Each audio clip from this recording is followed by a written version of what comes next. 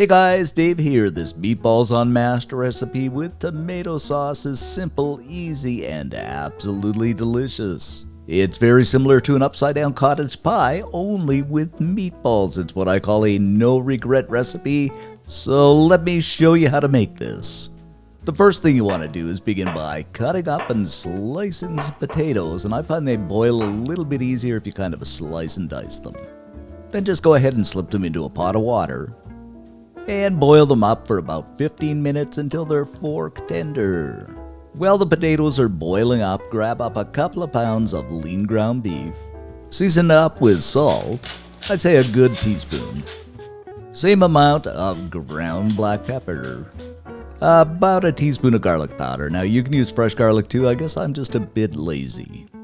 Same amount of onion powder, a good heaping teaspoon of one of my all-time favorites, some Italian seasoning. And I'm going to try something I did do a short on that I got at Walmart, is some flavor explosion. It's actually pretty good, guys. Then and only then, about 2 or 3 tablespoons of just good old ketchup. And last but not least, a tablespoon of my British friend, some Worcestershire sauce. Then using my hands, and notice I'm wearing some gloves to look all professional and technical like, I'm going to mix this up until it's beautifully combined. And I do have to say guys, I use this for just about anything. It's my old standby recipe. I use it for burgers, meatballs, just about anything involving ground beef. So once this is done, just go ahead and set it aside. Because it is time to mash up our taters, so we're going to start with about 3 tablespoons of unsalted butter, followed by a tablespoon of milk, and I just kind of play this by ear depending on how creamy you want it. A good dusting of garlic powder. Yes, I use garlic powder in my taters. Some salt, about half a teaspoon. A good teaspoon of ground black pepper. Again, this is my old standby mashed potato recipe. I'll put a link below. And now, my friends, I'm really going to get weird and crazy and slice up a bit of fresh basil. Of course, we'll just go ahead and add this into the mix. Grab up our smasher and mash these potatoes up, and believe it or not, they do smell good already.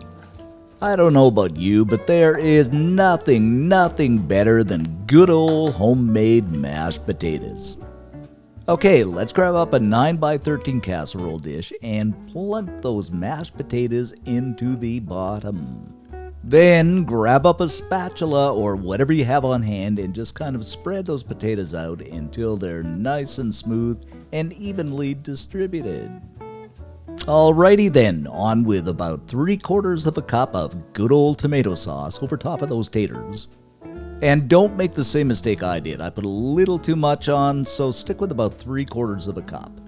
Now a really good dusting of Italian seasoning over top of that tomato sauce. A few hot pepper flakes. I always use this. I just like that little bit of heat hitting my palate.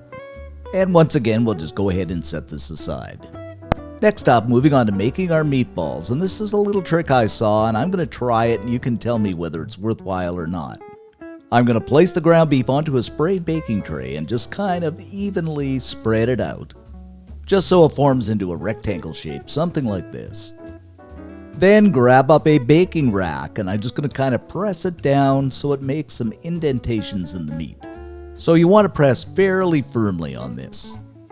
Then using the same rack, go ahead and go the opposite way and do the same thing. And what you'll end up with is little cubes in the ground beef. Now I'm just going to take my spatula, you can use a knife too, and cut about 4 of those little cubes of ground beef. Grab it up and form it into a ball. And I find this makes relatively equal sized meatballs. I don't know, maybe an ice cream scoop is just as good. Give it a try and see what you think. Of course, those meatballs are going over top of that mashed and tomato sauce, or tomato. And you'll find this will give you about 18 meatballs in your casserole dish. And I find this looks pretty cute actually, guys. Okay, this is going into a 350 degree Fahrenheit, 180 Celsius preheated oven for about 25 minutes. After 25 minutes, we're going to pull this out, and I found it a little bit greasy, so I had to spoon some of the grease off. But that's okay, because now we are going over it with a good handful of that ooey gooey grated mozzarella. You just have to love mozzarella, guys. We are going to top this off with a little more fresh basil and back into the oven for another 10 minutes. After 10 minutes, just look at this, guys. Doesn't this look incredible? And this is what I like to call our 18 meatballs over mashed with tomato sauce casserole. And you bite into this, guys. It is simply delicious. Your family and friends will rant and rave for days over this. As I always say, if you are hungry for more, like and subscribe.